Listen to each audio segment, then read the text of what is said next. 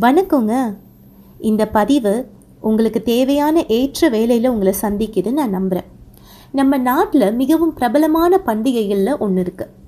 வெவ்வேறு மத நம்பிக்கைகளை பின்பற்றும் மக்கள் ஒன்று கூடி இந்த திருவிழாவை வண்ணங்களில் மூழ்கி கைகோர்த்து கொண்டாடுறாங்க. ஆமாங்க, கரெக்டு, ஹோலி. February மார்ச் மாதங்களில் இந்த ஹோலி நம்ம இந்தியாவில் பல்வேறு மூலைகளில் கொண்டாடப்படுகிறது. இந்த மாதங்களில் ஆன்செட் ஆஃப் ஸ்ப்ரிங், அதாவது வசந்த காலத்தின் தொடக்கத்தை இது குறிக்கிறது. ஒருவருக்கொருவர் வண்ணங்களை வீசுவது இந்த பண்டிகையோட சிறப்பாகும். இது பெரும்பாலும் வண்ணங்களின் திருவிழா அப்படின்னு அழைக்கப்படுது. புராண ரீதியாக பார்த்தீங்கன்னா ஹோலி பண்டிகை பக்தி மற்றும் தெய்வீக பாதுகாப்பின் காலத்தால் அழியாத கதையோட தொடர்புடையதாக இருக்குது. அதாவது நம்ம கடவுளை முழு இருதயத்தோடு நம்பி நம்ம அர்ப்பணிக்கும் பொழுது நன்மை தீமையை மேற்கொள்ளும் அப்படிங்கிறத தான் இந்த கதை மூலமாக நமக்கு கற்றுக் கொடுக்குறாங்க. புராணங்களை தவிர இந்த பண்டிகைக்கு பின்னால் ஒரு பெரிய அறிவியல் முக்கியத்துவம் இருக்குது. அது என்னன்னு பார்ப்போமா? வாங்க பார்க்கலாம். Bonfire, burning a pyre of wood. இதை நீங்கள் கேள்விப்பட்டிருப்பீங்க. இல்லைன்னா நான் ஷார்ட்டாக சொல்கிறேன். இது என்ன அப்படின்னா, மர துண்டுகள் இருக்கு இல்லைங்களா, மரக்கட்டைகள், மரத்துண்டுகள், அதாவது ட்ரையானது, உலர்ந்தது அனைத்தையும் எரித்து விறகு சிதையை எரிக்கும் நெருப்பு செய்யப்படுகிறது.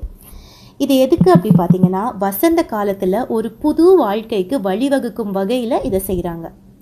இந்த மித்திக்கல் ஹோலிக்கும் ஹோலி சயின்ஸ்க்கும் எது கோயின்சிடன்ஸ் இருக்கா? ஆமாங்க, கரெக்டு. இந்த நாள் நம்மை நாமே சுத்திகரித்து கொள்வதற்கான நாள். ஹோலி யூஸ்வலாக எப்போ பண்ணுவாங்க? ஸ்ப்ரிங் சீசனில் பண்ணுவாங்க. அது வின்டருக்கும் சம்மருக்கும் இடைப்பட்டது. அதாவது வசந்த காலம், இளவேனில் காலம்னு கேள்விப்பட்டிருப்பீங்க. குளிர்காலத்துக்கும் கோடை காலத்துக்கும் இடைப்பட்ட காலம் இதுதான் ஸ்ப்ரிங் சீசன். இந்த சீசனில் மக்கள் வின்டர் சீசன்லேருந்து கேரி அவுட் பண்ணுற அலர்ஜினால் உடல் சோர்வு, உடல் நல குறைவுகள் இதெல்லாம் ஏற்படும். ஏன்னா அவங்க தான் வெதர் சேஞ்சில் இருக்காங்கல்ல, கோல்ட்லேருந்து ஹாட் அட்மாஸ்ஃபியருக்கு வராங்க. அதனால தான் இப்போது இந்த ஃபயர்வுட் இருக்கு இல்லையா, இது நம்ம டிஸ்கஸ் பண்ணோம் பார்த்தீங்களா. ஃபயர்வுட் அந்த ஹோலி டைமில் முன்னாள் 2 நாள் பண்ணுவாங்க. முன்னாள் ஃபயர்வுட் சுற்றி வருவாங்க. ஸோ இதுக்கு பின்னாடி இருக்க ரீசன் என்னன்னு பார்த்தீங்க அப்படின்னா, எல்லாத்தையும் அவங்க சேர்த்து வச்சு எரிக்கும் பொழுது அதிலேருந்து வர ஹீட் ரேடியேஷன் ஒரு சர்டன் ரேடியஸ்குள்ளே நம்ம இருக்கும் பொழுது அந்த கிருமிகளை முழுவதுமாய் அழித்துவிடும். Example bird flu. இப்போ நம்ம சென்னையில் பார்த்தீங்கன்னா ரீசெண்டாக கொஞ்ச நாள் முன்னாடி பேர்ட் ஃப்ளூ வந்துச்சுங்க. அப்போது நிறைய கவர்மெண்ட் ஆஃபீஷியல்ஸ்லேருந்து, ஹெல்த் மினிஸ்டர்ஸ்லேருந்து என்ன சொன்னாங்கன்னா, நீங்கள் சிக்கன் முட்டை சாப்பிட்றீங்கன்னா அதை ப்ரீ குக் பண்ணாமல், அண்டர் குக் பண்ணாமல், தேவையான அளவு நீங்கள் குக் பண்ணும்போது அதில் இருக்க ஜெர்ம்ஸ் அழிந்து போகும்னு சொன்னாங்க. இதே கான்செப்ட் தாங்க இது.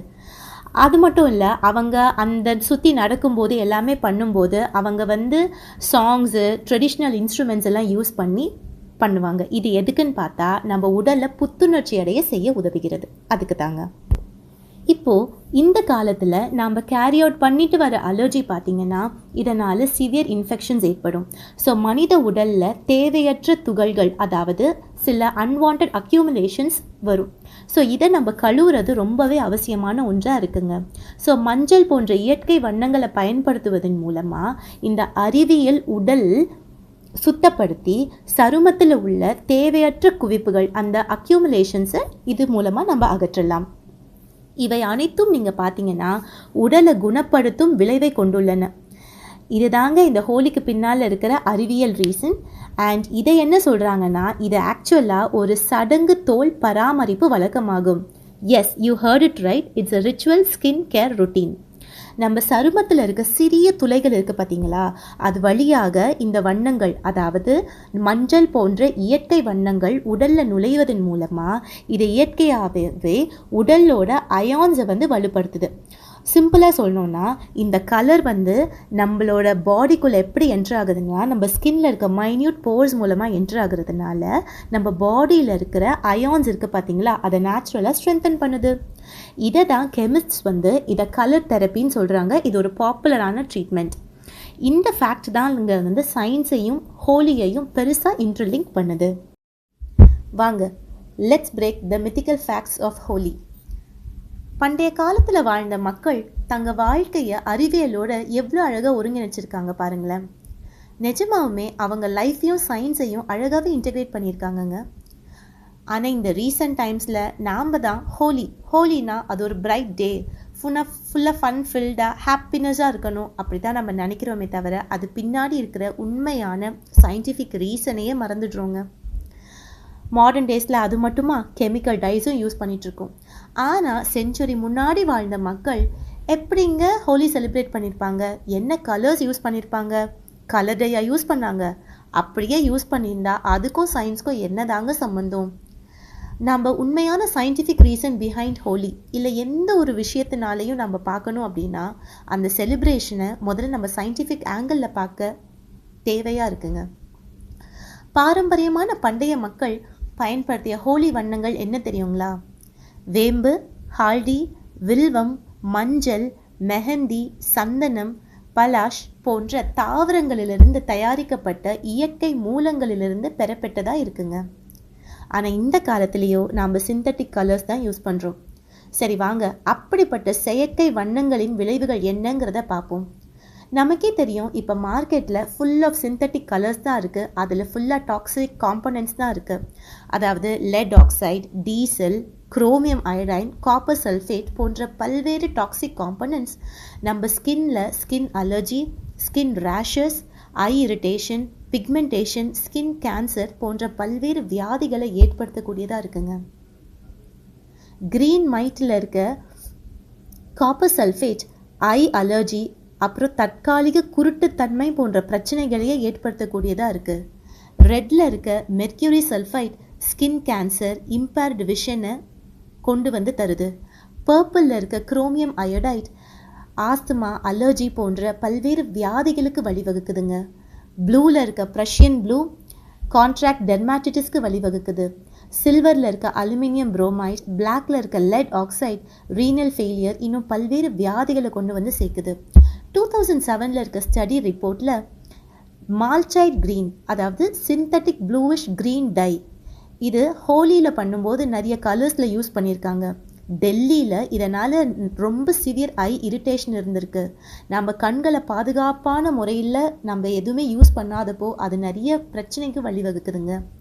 இன்னொரு ஸ்டடி ரிப்போர்ட் 2009 என்ன சொல்கிறாங்கன்னா, நம்ம நாட்டில் நிறைய மெட்டல் பேஸ்ட் இண்டஸ்ட்ரியல் டைஸ் இருக்குது. இது எதுக்கு தெரியுமா வழிவகுக்குது? நிறைய ஸ்கின் டிசீசஸ், ஸ்கின் ப்ராப்ளம்ஸ், அப்புறம் ஹேர் கியூட்டிகல்ஸில் கிளாகிங் பண்ணுது. அதாவது நம்மளோட முடி கால்கள் இருக்கு இல்லையா, வேர் கால்களை அடைச்சு கொள்றதுனால நமக்கு கடுமையான முடி சேதாரம் ஏற்படுது. அது மட்டுமா, ஐ இரிட்டேஷன், ஸ்கின் கேன்சர் போன்ற பல்வேறு வியாதிகளை கொண்டு வந்து சேர்க்குது. இது நமக்கு உண்மையில ஒரு வேக்கப் காலுங்க. நம்ம யோசிக்க வேண்டிய விஷயம். ரீசெண்ட் இயர்ஸில் நிறைய நான் கவர்மெண்ட் ஆர்கனைசேஷன்ஸ் இருக்காங்கல்ல, அவங்க நிறைய கேம்பெயின் ஸ்டார்ட் பண்ணியிருக்காங்க. எதுக்குன்னு நினைக்கிறீங்க? Safe practice for the use of colours. நாம் எந்த ஒரு விஷயத்தை எடுத்தாலும் அதோட ஆக்சுவல் ட்ரூத்தும் ரீசனிங்கும் கண்டிப்பாக நம்ம பார்க்கணும். அதோட உண்மையான அர்த்தத்தை புரிந்து கொண்டு நம்ம செயல்படுவது நமக்கு அது ரொம்ப அவசியமான ஒன்றாக இருக்குங்க. இப்போ பார்த்தீங்கன்னா, நம்ம பழைய காலத்தில் தமிழ் பந்தி சாப்பாடு இருக்கும், பார்த்துருக்கீங்கல்ல. இதில் பெரிய அறிவியல் பூர்வமான முழுமையான ஊட்டச்சத்து மிகுந்த பாரம்பரிய உணவு முறையாகும். வாழை இலையில் இருக்க பாலிஃபினால்ஸ் உணவில் இருக்க ஊட்டச்சத்தை அதிகரிப்பதோடு இல்லாமல் அந்த இலையில மீது சுட சுட சாதம் வைக்கும்போது அதில் உள்ள சத்துக்களை உணவோடு சேர்க்கிறது. அது மட்டும் இல்லைங்க, இது கிருமி நாசினியாகவும் செயல்படுது. அந்த பந்தி சாப்பாடில் நீங்கள் நோட் பண்ணியிருக்கீங்களா, ஃபஸ்ட்டு என்ன வைப்பாங்க? இனிப்பு தான் வைப்பாங்க. ஏன் நம்ம இனிப்பை முதல்ல சாப்பிடணும் அப்படின்னா, நம்ம வயிற்றில் இருக்க அமிலத்தன்மையை சமன் செய்ய அது பெரிதும் உதவியாக இருக்குது. அதுக்கப்புறம் நமக்கே தெரிஞ்ச யூஸ்வலான சாதம், சாப்பாடு, சாம்பார் எல்லாமே குழம்பு வச்சுட்டு ரசம் நமக்கு தெரியும், அது ஜீரணத்துக்கு. மோர் ஒரு ப்ரோபயோட்டிக்கோடு முடிக்கிறாங்க. வெத்தலை அதுவும் ஜீரணத்துக்கு தான். இது ஒரு உண்மையான இந்த பந்தி சாப்பாடு சமச்சீர் உணவு, அதாவது இட்ஸ் அ பேலன்ஸ்ட் டயட். ஆனால் இந்த காலத்துலேயோ நம்ம ஸ்வீட்டை எப்போ சாப்பிட்றோம்? யோசிச்சு பாருங்கள். டெசர்ட்டுங்கிற பேரில் சாப்பாடெல்லாம் முடிச்சுட்டு கடைசியாக சாப்பிட்றோம். எந்த ஒரு விஷயத்தையும் உண்மையான அர்த்தத்தை நம்ம புரிஞ்சு கொள்வது ரொம்ப ரொம்ப முக்கியங்க. நாம் இதுக்கு முன்னாடி பான் ஃபயர் பார்த்தோம், அதே மாதிரி கேம்ப் ஃபயர். உங்களை நிறைய பேருக்கு இந்த வார்த்தை ரொம்ப பைத்தியமாக இருக்கும். கேம்ப் ஃபயர் அப்படிங்கிறது வந்து கேம்பிங் சைட்டில் யூஸ் பண்ணுற ஒரு விஷயம். இது வந்து லைட்டுக்காக இல்லை வார்ம்த்னஸ்க்காக நம்ம குக்கிங்க்கு ஹீட் தேவைப்படுறதுக்காக யூஸ் பண்ணுவாங்க. இல்லைனா வந்து அந்த பூச்சிகள் வந்து வராமல் இருக்கிறதுக்கு யூஸ் பண்ணுவாங்க. இதோட ஆக்சுவல் யூசேஜ் இதுக்கு தான். ஆனால் இந்த காலத்தில் உண்மையாகவுமே 50%லேருந்து 77% வரைக்குமான பாலியல் தவறுகள் இளைஞர்களிடையே நடப்பதாக மதிப்பிடப்பட்டுள்ளதுங்க. இது பெரியவர்கள் முதல் இளைஞர்கள் வரையிலான பாலியல் நடத்தை கூற்றுகளை விட அதிகமாக இருக்கிறது. Director of youth safety and wellbeing national head quarters என்ன தெரியுமா எழுதியிருக்காங்க? இது ஒரு சீரியஸான கிரிட்டிக்கல் ட்ரெண்டிங்காக இருக்குது. எங்கே தெரியுமா? அப்யூஸ் ரிஸ்காக இருக்குது in youth programmes. Youth serving organisations ரொம்ப ஹார்டாக ஒர்க் பண்ணுறாங்க. எதுக்கு தெரியுமா? இந்த ட்ரெண்டிங்கை அட்ரஸ் பண்ணுறதுக்கு. நல்லா பார்த்துக்கங்க, இது ட்ரெண்டிங்கை அட்ரஸ் பண்ணுறதுக்கு. நம்ம குழந்தைகளை இந்த உலகுக்கு தாங்களாகவே அனுப்பும் போதெல்லாம் ஒரு பெரிய ஆபத்தோ இல்லை இன்ஃப்ளூயன்ஸோ இருக்க தாங்க செய்யுது. நம்ம குழந்தைங்களுக்கு நல்லது கெட்டது கற்றுத்தரோம். ஆனால் நல்ல நண்பர்கள், நல்ல நட்பு வட்டாரம், சூழ்நிலை சரியாக அமைய நாம் எப்போதும் விழிப்புணர்வோடு நம்ம வாலிப பிள்ளைகளை காத்து கொள்ள வேண்டியது இந்த உலகத்தில் அவசியமாகவும் இருக்குது. ஸோ எந்த ஒரு விஷயத்தை பற்றியும் நாம் விழிப்பாக இருந்து நம்ம குழந்தைங்க கிட்டேயும் அந்த விழிப்புணர்வை நம்ம கொண்டு போய் சேர்க்கணும். அது ரொம்ப ரொம்ப முக்கியமான ஒரு விஷயமா இருக்குங்க. ஒரு விஷயத்தை பற்றி தெரியாமல் அறியாமையில் இருப்பதையோ அல்லது அலட்சியமாக இருப்பதையோ நம்ம தவிர்க்கிறது, நம்ம விழிப்புணர்வோடு இருக்கிறது ரொம்ப ரொம்ப அவசியம். யோசிச்சு பாருங்களேன், எங்கள் தாத்தா பாட்டி பண்ணாங்க, நான் இதை பண்ணுறேன், எங்கள் அம்மா அப்பா சொன்னாங்க, நான் இதை பண்ணுறேன் அப்படிங்கிறதையும் தாண்டி இதோட ஆக்சுவல் ரீசன் என்ன அப்படிங்கிறத நம்ம புரிஞ்சுக்கிட்டாதான் அந்த அறியாமைங்கிற விஷயத்துலேருந்து விலகி நம்ம அடுத்த ஜென்ரேஷனுக்கு உண்மையான ஒரு ரீசனையும் ஒரு நல்ல வேல்யூஸையும் நம்மளால் பாஸ் பண்ண முடியுங்க. Top tips for Holi festival பார்ப்போம் வாங்க. Proper understanding. ஆமாங்க, கரெக்டு தான், ப்ராப்பர் அண்டர்ஸ்டாண்டிங். ஹோலி பண்டிகையின் உண்மையான அர்த்தத்தை நம்ம புரிந்து கொள்வது, அதை வெறும் ஒரு வெளிப்படையான வண்ண கொண்டாட்டமாக மட்டும் பார்க்காம ஒரு இன்னர் டிரான்ஸ்ஃபர்மேஷன், ஒரு உள்நிலை மாற்றமாக நம்ம பார்ப்பது அவசியம். உள்நிலை மாற்றம்னா என்ன அப்படின்னா, நம்ம கடந்த கால தவறுகளை மன்னித்து, பிறர் தவறுகளை மன்னித்து, அதன் மூலமாக பகைமையை மறந்து மனசில் இருக்க பாரத்தை இறக்கி வச்சு நம்ம நல்ல உள்ளத்தோட ஒரு புதிய தொடக்கத்தை ஏற்படுத்துதல், அதாவது மனதை தூய்மைப்படுத்துதல். கிளென்சிங் த மைண்டுன்னு சொல்லலாம்ல, அந்த மாதிரி. அந்த கிளென்சிங் த மைண்ட் அப்படின்னா என்னது அப்படின்னா, நிறைய நமக்குள்ளே இருக்க மென்டல் கிளட்டர், நெகட்டிவ் எமோஷன்ஸ், டாக்ஸிக்கான சில இன்ஃப்ளூயன்சஸ், மனக்குழப்பங்கள், எதிர்மறை எண்ணங்கள், இது எல்லாத்தையும் நாம் தூய்மைப்படுத்துவதனால, நம்ம மனசை தூய்மைப்படுத்துவதனால நமக்கு ஒரு நல்ல மனநலம், அப்புறம் உள்ளான அமைதி, இதெல்லாம் மேம்படுங்க. ஆமாம், அதாவது நீங்கள் இதை கேள்விப்பட்டிருப்பீங்கன்னு நம்புகிறேன். நீங்கள் படிக்கும் புத்தகங்கள், பார்க்கும் திரைப்படங்கள், கேட்கும் இசை, யாருடன் நம்ம நேரத்தை செலவிடுகிறோம், அவங்களோட என்ன மாதிரியான கான்வர்சேஷனில் நம்ம ஈடுபடுறோம், உங்கள் மனதுக்குள்ளே நீங்கள் எதை ஊற்றுறீங்க, இதை எல்லாத்தையுமே நம்ம புத்திசாலித்தனமாக தேர்ந்தெடுக்கணும். Yes, choose wisely what you feed your mind. இது வந்து எனக்கு ஒரு கோட்டை ரிமெம்பர் படுத்துது. அதாவது, don't be an eye candy, be a soul food. கண்ணுக்கு இனிப்பாக இருக்கணும்னு மட்டும் நம்ம நினைக்கக்கூடாது, நம்ம ஆன்மாக்குள்ள உணவாக இருக்கிறது ரொம்ப அவசியம். மனதை தூய்மைப்படுத்துதல், கிளென்சிங் த மைண்ட் அப்படின்னா என்ன அப்படின்னா, முதல்ல நாம் செய்கிற காரியங்களில் எது சரி எது தவறுனே நமக்கு தெரியுமா? நல்ல உள்ளங்கள், அனுபவசாலிங்க, பெரியவங்க எழுதி வச்சு கற்றுக் கொடுத்து, அது மட்டும் இல்லாமல் நம்ம எல்லாவற்றையும் சரியாக செஞ்சிட்டோமான்னு நம்மளால் சொல்ல முடியுமா? கண்டிப்பாக முடியாது. ஏன்னா நம்ம எல்லாருமே இம்பர்ஃபெக்ட் தான். நம்ம நினைப்போம் நம்ம இதை செஞ்சிட்டோம் அதை செஞ்சிட்டோன்னு. பட் நம்ம நினச்ச சில விஷயங்கள்லேயே கூட நமக்கே அறியாமல் நம்ம தவற செய்த காரியங்களும் உண்டு. கரெக்டு தானே? ஆனால் கடவுள் வச்சிருக்கிற கணக்கின்படி தானே நமக்கு பலனை தராரு. எதை விதைக்கிறோமோ அதானங்க இருக்கிறோம். அதனால நம்ம தினமும் கடவுள்கிட்ட மன்னிப்பு கேட்கறது ரொம்ப அவசியமான ஒன்றாக இருக்குது.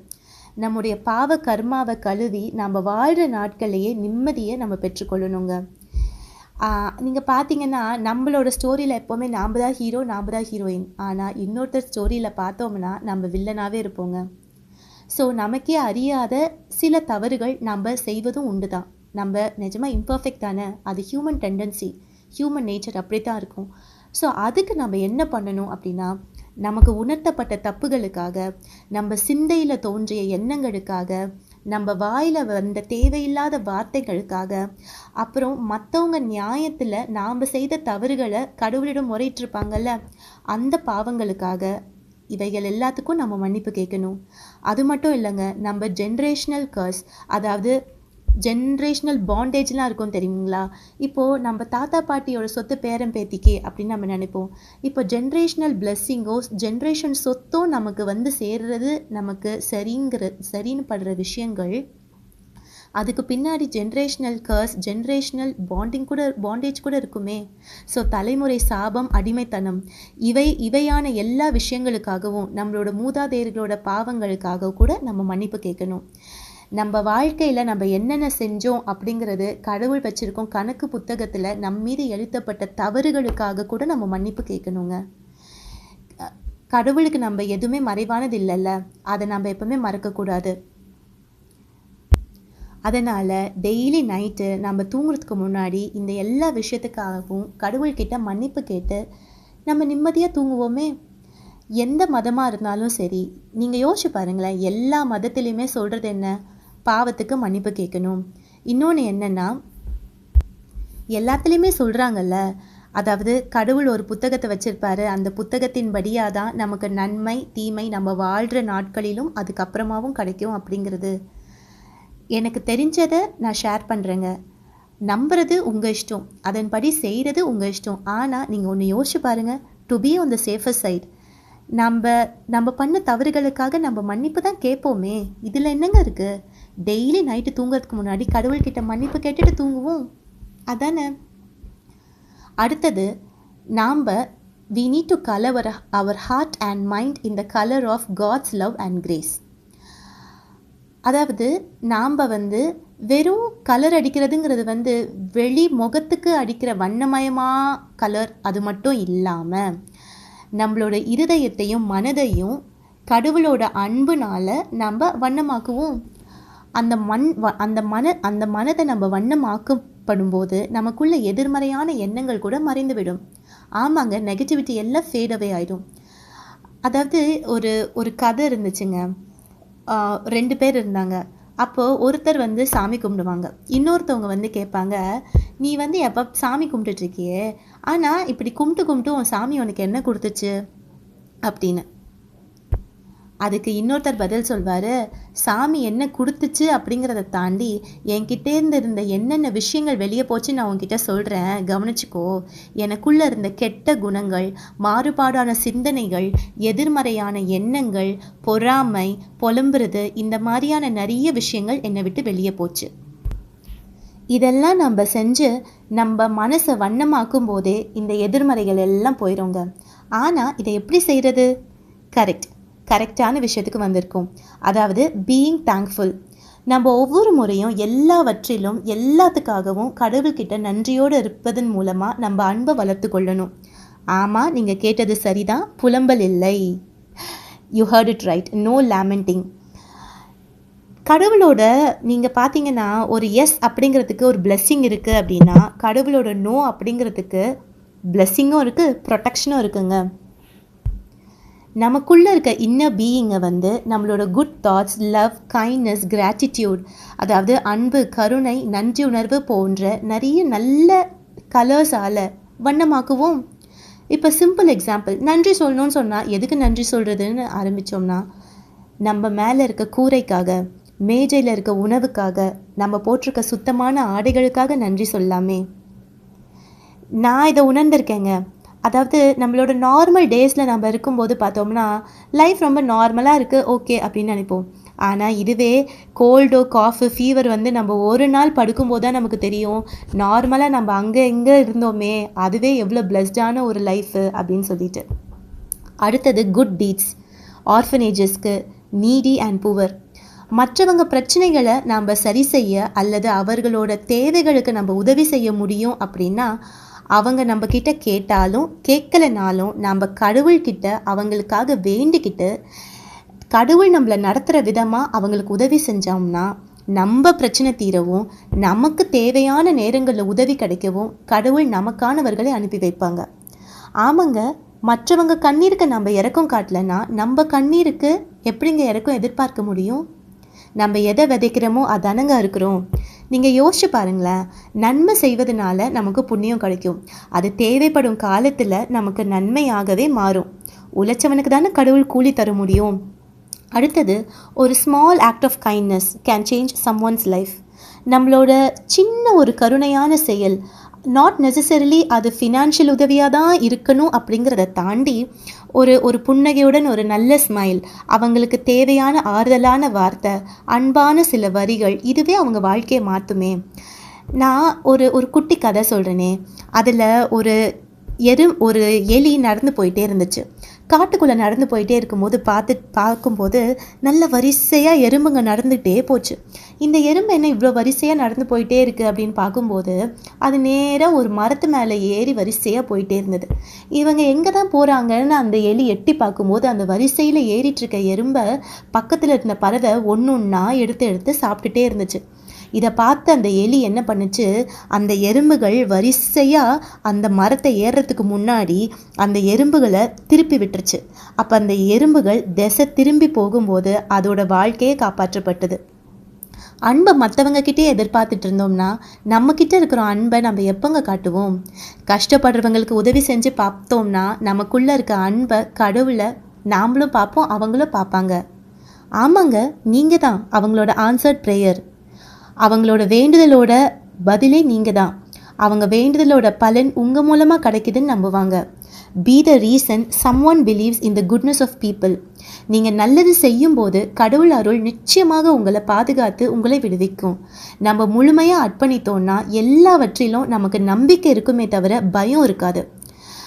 All in all supreme power force, உங்களையும் என்னையும் இந்த உலகத்தையும் படித்த சர்வ வல்லமையுள்ள கடவுளோட சக்தியை நம்ம உண்மையாகவே மனதார முழு இருதயத்தோடு நம்பினோம்னா நம்மளை தோக்கடிக்கவோ நமக்கு தீங்கு விளைவிக்கவோ முடியாது என்பது தாங்க இதோட core concept along with inner cleansing. இந்த ஹோலி பண்டிகை வெளிப்புற சத்தத்தை பற்றியதா மட்டும் இல்லாமல் நம்ம உள் மகிழ்ச்சியை பற்றியதா இருக்கட்டுமே. உள்ளுக்குள்ள புனிதமாக இருப்பது வாழ்க்கையை மிகவும் அர்த்தமுள்ளமாக ஆக்குகிறதுங்க. அன்பும் அமைதியும் நிறைந்த புதிய மனிதனாக மாறுவோமே. சிம்பிள் ஆன்சர் என்ன தெரியுமாங்க? Making our mind holy this Holi. அறியாமை என்ற இருளை நீக்கி அன்பு செய்வோம். நன்றி, வணக்கம்.